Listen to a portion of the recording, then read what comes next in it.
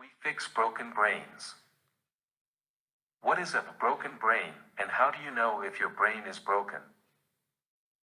A broken brain is a brain that is not functioning properly. Sometimes it is quite obvious that a brain is broken, for example, when someone has Alzheimer's disease and cannot recall the most basic things, such as their children's names. Much of the time, however, when brains are broken, it is assumed that the problem is bad character, lack of willpower, bad upbringing, or some personal failure. With our newfound ability to look inside the brain, using advanced quantitative electroencephalograms, QEEG, we now know that the reality is often quite different. In fact, we believe that a very significant portion of the so-called characterological and/or relationship difficulties are related to brain-based difficulties. The following are actual, names changed, patients. Joan, a 56-year-old woman, has always believed that she was selfish, overly critical, underachieving, and not enough. She had difficulty concentrating, following through, and managing time and schedules. She was hypervigilant around others, and fearful of being criticized or making a mistake. These sentiments persisted despite many years of therapy, self-help books, and workshops, yet with great effort, she attained her PhD. While these endeavors did bear fruit, they did not change her underlying beliefs about who she was at her core. She felt ashamed of her negative qualities and worked hard to correct them, yet they always seemed to be present. Utilizing high-lane technology.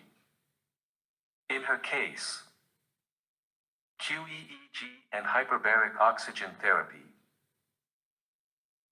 HBOT, superimposed on a functional medicine program, we learned that she had excess levels of theta, 5 to 8 Hz, activity in specific brain networks, as well as evidence of a traumatic brain injury, at age 28, which had never been identified as relevant, no less treated. With the gradual correction of the network abnormalities, she noticed an ability to concentrate, read for hours, manage her schedule with ease, and follow through on her commitments. For the first time in her life, she feels at home in her own skin, with a sense of groundedness. She has been discovering positive qualities about herself and is now appreciating herself for the first time in her life, instead of deprecating herself.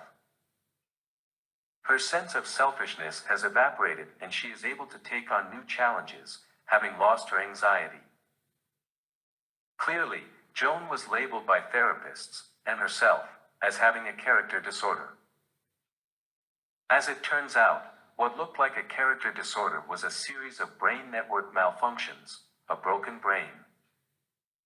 Cassandra was a 45-year-old female, living with her sister. Formerly a very high-functioning professional in the artistic field, she was referred to me by her psychiatrist, who had been unable to help her become functional. When she came to see me, I performed my usual very thorough functional medicine workup and found many abnormalities which seemed to account for the fact that she rarely got out of bed, would rage at her sister, and felt completely unable to attend to her own most basic needs, such as cooking, driving, or paying bills. These abnormalities would also explain the minimal benefits of medications. She was, at the time, on 8 medications and suffering from severe anxiety and depression, but very afraid of reducing any of the medications. After 18 months of treatment, I remained unable to get her to implement the majority of the treatments she needed. My frustration grew, and I, secretly, of course she had to sense it, harbored the growing and unwelcome belief that she did not really want to get well, that her problem was a dependent personality disorder, perhaps with self-destructive borderline personality organization. I began to doubt whether I could be of help to her and indicated that perhaps this was not the right approach for her.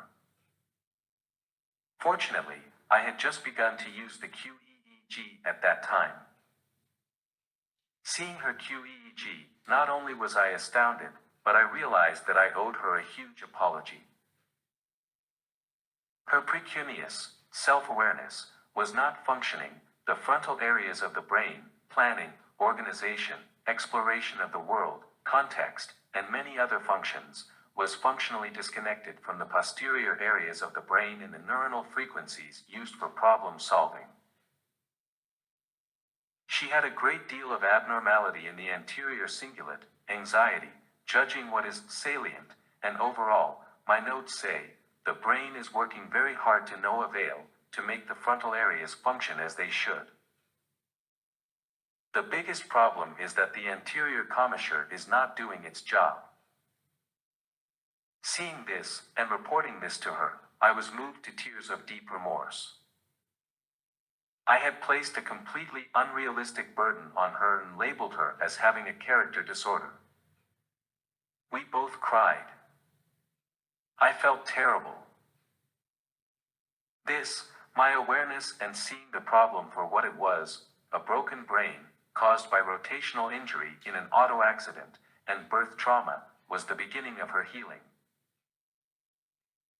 Today, she is mostly off her benzodiazepines, reducing her antipsychotic medication, up and about, initiating exercise herself, smiling in our sessions, no longer raging at her sister, and noticing things about myself, precuneus healing, and wanting to make changes that I did not notice before. I am noticing that I am rigid, for the first time, and I can let up a bit. I am starting to wonder if the stimulants might be having a negative effect. Her broken brain is healing, and her strong character is beginning to shine through. Summary.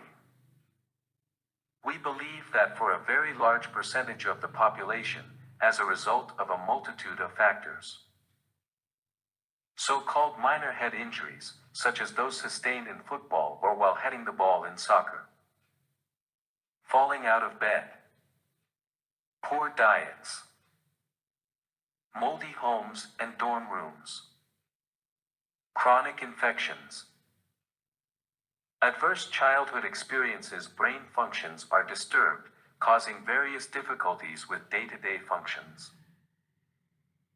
As one grows older, and the demands of school or life become more complex, limitations become evident to the person, parents, teachers, and/or peers.